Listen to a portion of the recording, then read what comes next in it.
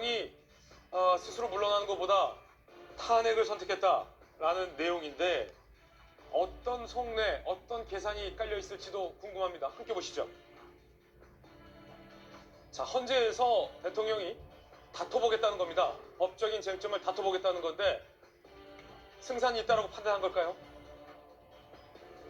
하야 대신 탄핵, 윤 대통령 속내, 대통령실 내부, 법과 절차대로 탄핵 심판대에 오르겠다라는 입장을 냈지만 탄핵 상태에서 헌재 재판을 좀 다퉈보겠다, 헌재 심리를 법적으로 다퉈보겠다라는 생각인 겁니다. 그러니까 계엄의 당위성, 적법성 등을 헌재에서 다퉈보겠다라는 선택을 대통령이 한 것으로 풀이됩니다.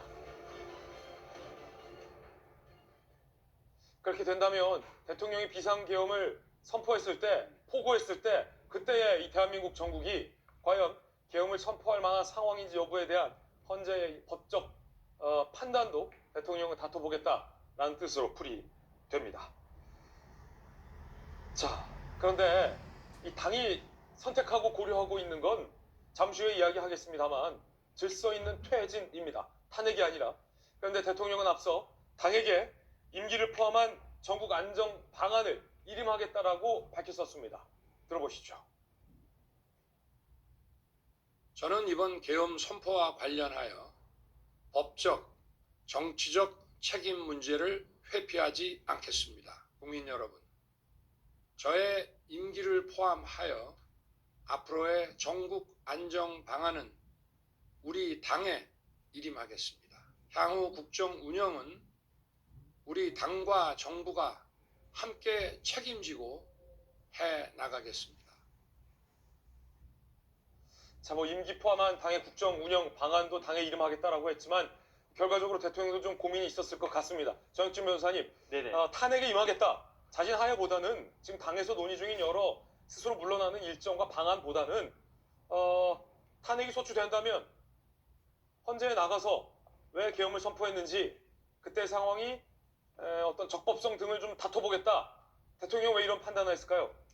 글쎄요, 모든 일에는 다 이유가 있잖아요. 그런데 대통령이 계엄이라고 하는 어마어마한 그러한 정치 행위를 아무런 이유가 없이 했겠습니까? 아무런 동기가 없었겠습니까? 그러니까 이러이러한 이유가 있었고 이러이러한 동기가 있었고 이러이러한 정당성이 있었기 때문에 대통령으로서 지금 우리나라는 비상 상태이고 병력이 동원돼야 되고 그렇기 때문에 내가 계엄을 발령한 것이다. 이렇게 생각을 하고 있는 것 같다는 그런 생각이 들고요. 그 다음에 이 모든 계엄과 관련된 그러한 그 동기 이유뿐만 아니라 과정에 있어서도 지금 현재 우리나라에서 제일 많이 알고 있는 사람은 대통령 아니겠습니까? 더군다나 대통령은 법률가잖아요. 검찰총장까지 한 그러한 법률가이기 때문에 본인이 알고 있는 여러 가지 사정들과 그런 사정들을 법률적으로 평가했을 때 이거는 탄핵이 될 사안이 아니다라고 본인은 생각한 것 같고요. 그렇기 때문에 기각의 가능성이 충분히 있다라고 생각을 해서 그렇기 때문에 그렇다라고 하면 헌법재판소에서 충분히 다퉈볼 만하다라고 생각을 하니까 자진 하야보다는 그 만약에 탄핵이 그 기각이 돼도 윤석열 대통령은 하야하겠다고 할 가능성은 충분히 있는데 본인의 명예나 뭐 여러 가지 것들을 생각했을 때 그래도 헌법재판소의 법적인 판단을 받아보는 게 필요하다라고 생각하신 것 같은데 그런데 더 중요한 건 뭐냐면요. 지금 긴박하게 진행되고 있는 수사 아니겠습니까? 여러 가지 수사 과정들에 있어서 그 다음에 아무리 대통령이 모든 걸 다 알고 있다라고 해도 지금 뭐 여러 뭐 그 사령관들, 뭐 수방사령관, 특전사령관 이런 사람들의 진술한 내용들을 딱 보면 아마 대통령이 미처 파악하지 못했던 그런 여러 가지 일들도 있을 것이기 때문에 과연 탄핵을 그냥 가겠다라고 하는 게 탄핵 심판을 받아보겠다라고 하는 그런 결정이 오히려 악수가 되는 것은 아닐까 이거는 지켜봐야 되지 않나 저는 그런 생각이 듭니다. 자 그렇다면 이른바 탄핵소추의 불확실성 그러니까 실제 헌재에서 탄핵이 인용될지 기각될지는 모르는 것 아니겠느냐 좀 다퉈보겠다라는 입장인 것 같은데 24년 넘게 판사 생활을 하셨던 전주혜 의원님 그럼 실제 헌재에서 이 대통령과 대통령실은 탄핵이 소추되더라도 기각될 가능성도 있다라는 것에 좀 기대를 걸어본다 이런 뜻일까요? 기각될 가능성도 있는 겁니까? 여러 가지 법률 검토를 아마 하지 않았을까 싶습니다.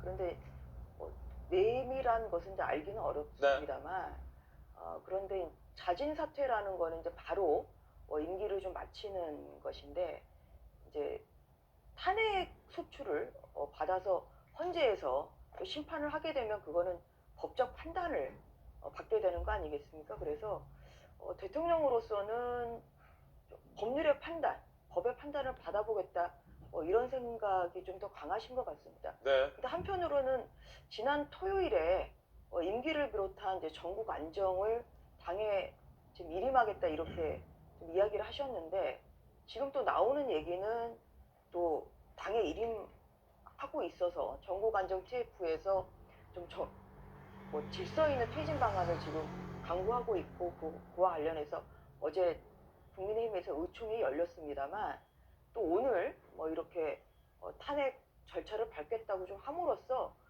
굉장히 국민의힘 내부적으로도 이 부분에 대해서 그러면 다가오는 14일에 그 탄핵 소추 의결을 어떻게 할지에 대해서 좀 혼란이 있을 것 같습니다. 자, 예. 첫 번째는 이 법리적인 어떤 다툼을 좀 한번 해보겠다라는 어떤 법률 검토와 판단이 있었을 것이다 라는 의견이신데요. 이런 내용입니다. 함께 보시죠. 헌재 탄핵 심판 등을 통해 법리적으로 다퉈보겠다라고 여당에 전한 것으로 보도가 되고 있는데요. 탄핵 가결 시 비상계엄 선포 근거 등을 법률적으로 좀 따져보고 다퉈보고 주장해볼 방침이 있다. 그리고 야당이 무차별적으로 탄핵을 시도하지 않았느냐라는 것들을 좀 내세울 가능성이 있다라는 얘기입니다. 대통령은 왜 하야보다 탄핵을 선택했을까? 첫 번째 주된 이유는 어떤 이런 법리적인 다툼의 가능성이 있을 것 같고요. 두 번째는 정치적인 일정 등에 대한 고려도 있었을 것 같습니다. 김용주 의원님, 네. 하야와 관련해서 잠시 후에 우리가 나눠보겠습니다만 이야기를 여당에서 나오는 게 뭐 3월, 4월에 하야하고 4, 5월에 조기 대선을 치르는 방법인데 그러면 시간이 너무 짧고 차라리 탄핵 절차에 대통령이 임해서 헌재의 판단을 기다려보는 것이 오히려 더 시간적으로 더 넉넉하다. 뭐 이런 어떤 정치적인 판단 이런 것도 좀 있었을까요? 어떻게 보십니까? 뭐 이제 며칠 전만 하더라도 자기의 어떤 그 계엄의 정당성에 대한 주관적인 판단이 있었습니다만 지금 현재 뭐 김용훈 전 국방장관도 사실은 이제 체포가 됐고 구금이 된 상태에서 이제 내란죄라고 하는 것이 자기를 향하고 있다, 우두머리가 되고 있다는 것이 현실적으로 파악하고 있고 그렇기 때문에 일부 들려오는 것처럼 변호사를 구하고 있다 이렇게까지 나왔습니다.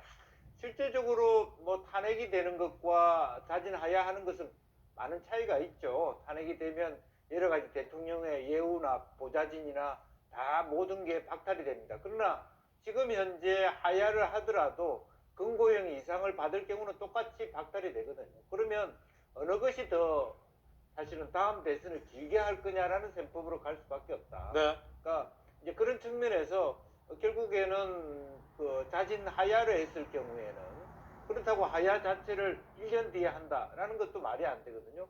사실은 구금될 가능성이 있는데 그렇게 한가한 얘기가 아니라고 보여지고요. 이제 그렇다면 실질적으로 탄핵이라고 하는 길을 갔을 때 오히려 더 다음 대선까지 시간을 벌어주는 결과들이 될 것이다. 또 하나는 현재 6명에 있는 헌법재판관을 3명을 더 채우는 데 있어서도 결과적으로 뭐 지금 현재의 구조로 보면 한 명만 기각 의결만 내더라도 그 가능성은 매우 작아졌습니다만은 탄핵이 되지 않을 가능성도 없잖아 있다라는 판단일 겁니다. 그러나 지금 현재 대통령께서 본인의 탄핵이 되지 않을 것이라는 선택보다는 탄핵이 될 걸 전제하에서의 셈법으로 가는 거 아닌가 그렇게 생각이 들고요. 아마 제가 봤을 때는 이번 토요일에 아마 탄핵이 될 가능성에 대해서 대비하고 있는 거 아닌가 그렇게 봅니다. 그렇군요. 그럼 전성훈 비서관님 청와대에 계셨잖아요.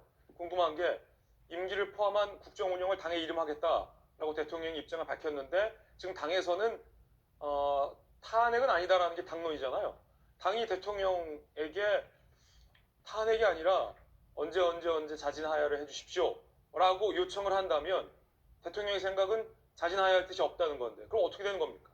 대통령이 선택을 하는 겁니까? 이게 지금 더 국가를 좀 혼란하게 만들고 있는 상황입니다. 대통령이 당에게 일임을 했는데 당에서 나오는 얘기는 지금 사실 그 탄핵보다도 좀 임기가 더 짧아지는 그런 조기 하야 얘기가 나오니까 다시 그럼 탄핵이 낫겠다라고 하는 식으로 이제 이게 사태가 전개되는 것 같은데 대통령이 국민 담화에서 한 얘기하고 맞지도 않고 당에게 이름하고 했는데 당에서 방안을 마련하겠는데 그걸 또 좀 무시하고 또 탄핵 반대 의견도 무시하고 탄핵으로 가겠다는 것이 이게 뭐 지금 국민의힘도 혼란스럽지만 이제 국민도 혼란스럽습니다. 그 어찌됐든 뭐 대통령이 본인이 뭐 탄핵을 받겠다면 뭐 탄핵 심리로 가겠죠. 근데 이제 문제는 그 닉슨 대통령이 그 탄핵 대신에 자진 하야를 선택했는데 그 당시 그 닉슨 가장 측근으로서 이제 닉슨을 모셨던 사람이 최근에 과거에 이제 회고담을 썼는데 당시 닉슨도 할 말은 많았답니다. 그러니까 바깥에 드러나는 얘기보다도 훨씬 할 말이 많았고 다퉈볼 여지도 많이 있었지만 본인이 국가를 위해서 이제 자진 하야의 길을 선택했고 이렇게 돌이켜 보면은 닉슨의 하야는 정말 그 품격 있는 하야였다 이렇게 그 측근이 이렇게 얘기를 하고 지금은 미국에는 닉슨 라이브러리 그 도서관도 있고 닉슨을 기억하는 사람들도 많이 있거든요. 근데 이거는 지금 저는 이렇게 생각합니다. 저는 법을 모르는 사람이지만 일반 평범한 시민의 입장에서 이게 과연 법리 다툼을 할 이유인가?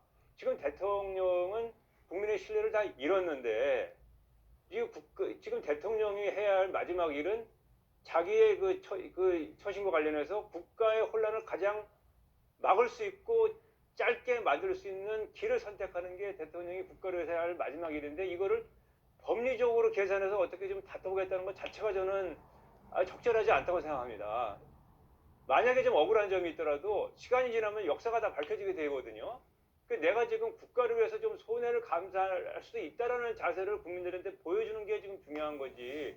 여기서 어떻게 그 세세한 법리 다툼을 하겠다는 그 얘기가 용산에서 나오는 저는 사실 좀 이해하기가 좀 어렵습니다. 네. 자, 그렇다면 당장 이번 주 주말에 2차 탄핵 표결이 예정돼 있는데 당론과 대통령의 생각이 배치되고 있는 그런 상황입니다. 자, 그럼 서재원 부의장님, 네. 어떻게 전망하십니까? 이번 2차 표결에는 대통령의 뜻을 존중해 당론과는 배치되지만 여당 의원들이 탄핵에 동참할지 아니면 대통령의 뜻이 있지만 당론을 지키기 위해 탄핵을 원한다는 대통령의 뜻을 거스르면서 탄핵을 부결시킬지 이게 꼭 고민이 될 것 같은데 어떻게 전망하십니까? 계속 고민할 때 결론은 14일날 저는 탄핵 가결이 성공할 거라고 봅니다. 왜냐하면 이제 대통령의 뜻이 아니라 이제 국민의 뜻을 그리고 국민의 목소리를 국민의힘 의원들이 지금 계속 듣고 있거든요. 그래서 당론 즉 그 부결하고 긴거리 특검은 했었는데 8편이 뭐 이탈이라고 말씀하시지만 그건 국민의 편에 섰다고 보는 거거든요.